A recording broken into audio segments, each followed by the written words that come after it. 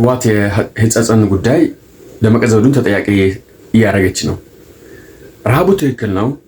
ህዝቡን በረሃብ እየጨረሱት ነው ቲፒኤልኤፎች።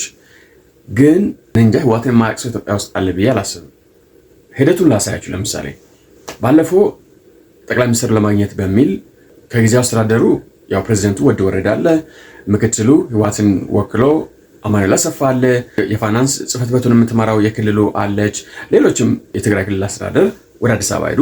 ጠቅላይ ሚኒስትሩ ደግሞ አይ እውቅና ከሌለው ከተሰረዘ ፓርቲ ጋር ግንኙነት ስለማራረግ ህጋዊ እውቅና ካለው ከጊዜያዊ አስተዳደሩ ወደ ወረዳ ጋር ግንኙነት እናወራለን አሉ። በትግራይ ጉዳይ፣ በኢትዮጵያም በሴኩሪቲ ጉዳይ ምናምን ተነጋገሩ።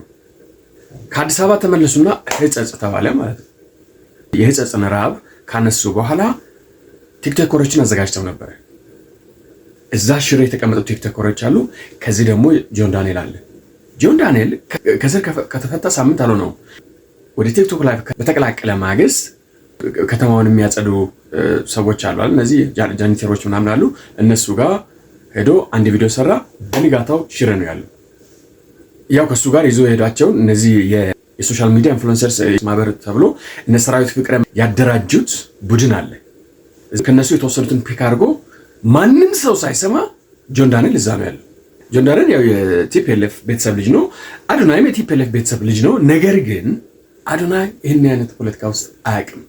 አዶናይ አንድ ቀን ያንን ሳያስተጋባ ሲቆይ ከሽሬ ላይቭ ተገባ። ምን ብሎ ከኛ ጋር ነህ ወይስ አይደለህም ተናገር፣ በአስቸኳይ አሳውቀን የሚል ላይቭ ከሽሬ ተገባ።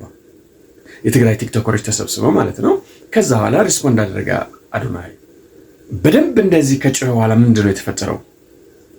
ቲፒኤልኤፍ መግለጫ አወጣች። ምን ብላ?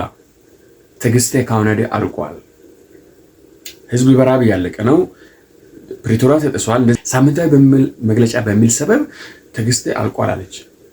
የቲፒኤልኤፍ ታሪክ የሚያክሰው በደርግ ጊዜ የሆነውን ነገር የሚያክሰው የአረጋዊ በረ የፒኤችዲ መመረቂያ ጽሑፉን በቲፒኤልኤፍ ዙሪያ ያነበበ ሰው ረሃብ የጦርነት ግባቷ ነው። መግለጫው ትዕግስቴ አልቋል እየመጣው ነው አለች። መንግስትም በጀት የያዘባት ነው። ኢሳያስም እንደጠበቁት ድጋፍ ያደርጋል። ወርቅ በቀይ ባህር ስታወጣው ወርቁን ግማሽ ነው እንጂ የሚሰጠው ብዙ ብር አይሰጥም። ዝም ብላችሁ እየዞራችሁ ቃኙ የቲፒኤልኤፍ አክቲቪስቶች። ይሄ ሁሉ መከራ የመጣው ሁመራና ወልቃይት ስለተወሰደብን ነው ተባለ።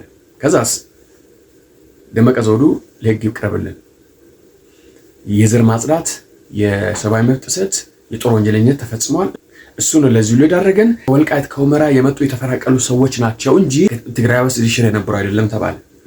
ስለዚህ ወደ ወልቃይት እንሄዳለን ነው። ደመቀ ዘውዱ የሚል ነገር ተነስቷል። አሁን ከዚህ በላይ ቲፒኤልኤፍ ከቆየች ሰርቫይቭ አታደርግም። በአስቸኳይ ጦርነቱ መጀመር አለበት።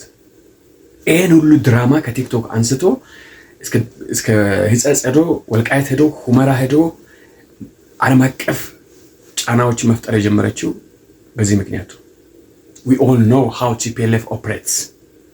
ምድረ ቲክቶከር ሳቅ የዚህን ትሩስ መግባቱ አይቀርም። ጆን ዳንኤል አውቆ ተዘጋጅቶበት ፕላን ተሰጥቶት ነው እየተንቀሳቀሰ ያለው።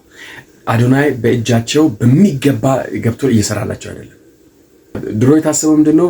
ሻዕቢያ በአሰብ በኩል መታ በአፋር አድርጋ ምናምን ጅቡቲን መንገድ ቆርጣ ኢትዮጵያውያንን ነዳጅ አልባ፣ መድኃኒት አልባ፣ ምግብ አልባ ምናምን ታደርጋለች የሚል ተስፋ ነው። በዛ ለመምጣት ነው።